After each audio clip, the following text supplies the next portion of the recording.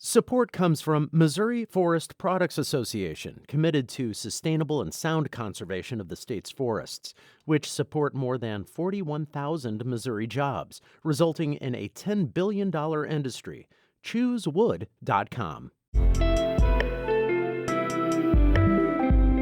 From the St. Louis Public Radio Newsroom, this is The Gateway. It's Monday, March 29th. I'm Wayne Pratt. Finding an appointment for a COVID-19 vaccine in the St. Louis area can be tough. So, some people are going to rural areas where it's easier to get a shot. We aren't telling them that they can't come and get a vaccine because of where they live. In just a few minutes, St. Louis Public Radio's Jonathan Ahl reports on people driving to the country to get the vaccine. More Missouri residents are eligible for the COVID-19 vaccine starting today. The most recent group to be cleared for the shots includes government workers, homeless people, critical manufacturing employees, and financial services workers. Certain areas of Illinois, including Madison County and the Metro East, are vaccinating everyone 16 and older now that key portions of the population have already been immunized. Hannah Meisel reports. Vaccine eligibility was already set to expand to all Illinoisans 16 and over on April 12th.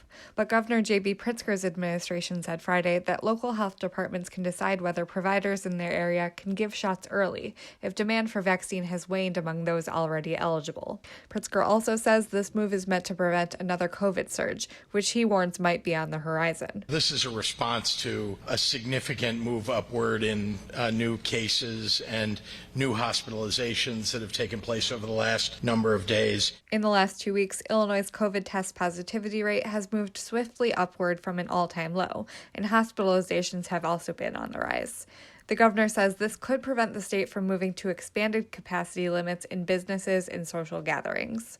I'm Hannah Meisel. The National Weather Service says a tornado touched down Saturday in Madison County. The EF1 knocked down trees and caused some property damage along a path from St. Jacob to Highland, Illinois. Those communities are roughly 10 miles apart. The Weather Service says the tornado had top wind speeds of 90 miles per hour. The Metropolitan St. Louis Sewer District is asking voters in the city and county to approve changes to its operating charter. St. Louis Public Radio's Rachel Littman reports on why the utility says the updates are needed. There are 5 separate propositions, which do everything from update obsolete language to give trustees an option to pass legislation when there's a conflict of interest. MSD's CEO Brian Holscher says the current requirement that 2 city and 2 county trustees approve bills has held up some green infrastructure projects. If you've got 2 city trustees who have a conflict of interest, we can't pass that legislation, even though all 6 trustees want to move forward. Longtime MSD critic Tom Sullivan says some of the changes, like removing old titles, are fine. But then don't be putting in all these other proposals, too, that are going to make MSD less accountable. Sullivan says the agency also needed to get more input from the public. Holscher says customers had plenty of opportunities to weigh in. I'm Rachel Littman, St. Louis Public Radio.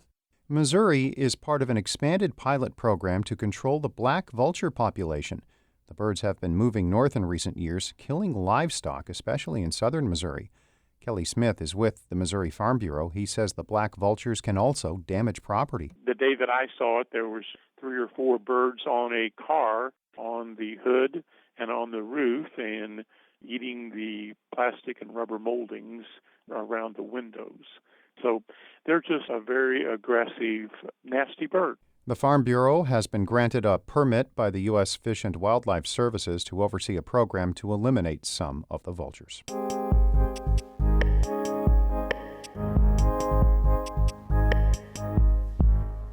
Many residents in Missouri like to take the road to go hiking, antiquing, or to find that perfect fruit or vegetable stand. But as St. Louis Public Radio's Jonathan Ahl reports, many of those trips to the country have been turning into hunts for the COVID-19 vaccine. If you go to the website vaccinespotter.org and pull up the map of Missouri, you'll see lots of red dots clustered around St. Louis and Kansas City, meaning there are no available appointments to get a COVID vaccine. But there are a lot of green dots in rural areas. That's what Clayton Middle School teacher Megan Baggett found when she tried to get a vaccine earlier this month. She had signed up on multiple waiting lists around the St. Louis area, before her school district announced they were returning to in-person learning 5 days a week. And so as soon as I heard that, I was like, okay, I need to get vaccinated, like now. Baggett checked again with nearby hospitals, clinics, and health departments, but came up dry.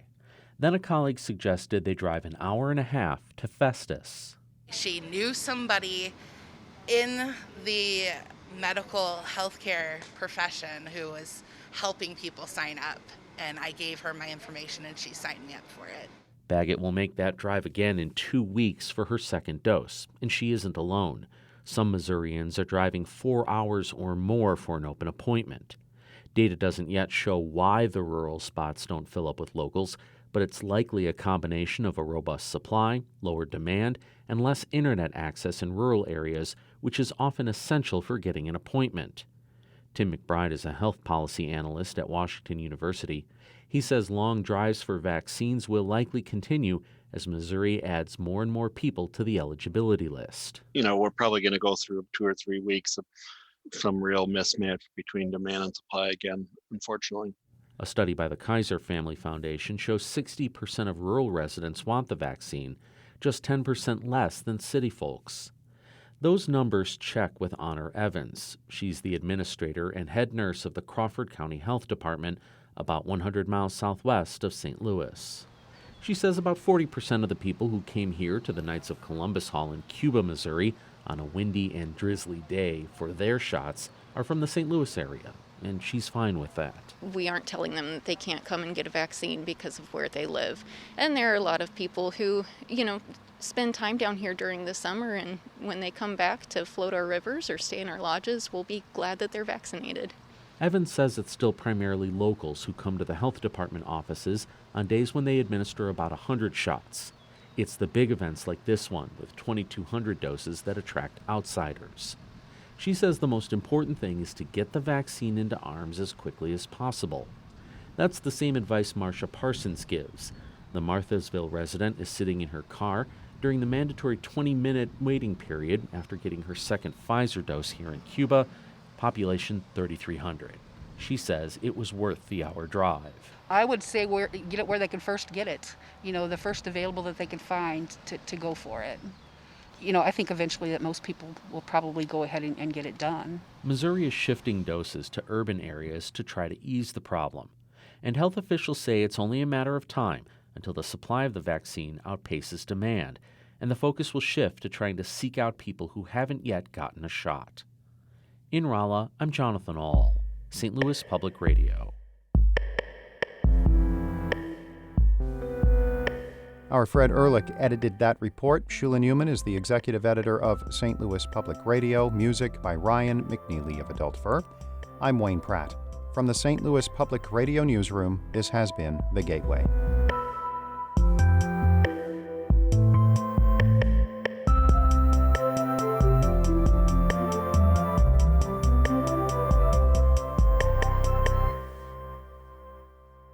Support comes from Missouri Forest Products Association, committed to sustainable and sound conservation of the state's forests, which support more than 41,000 Missouri jobs, resulting in a $10 billion industry.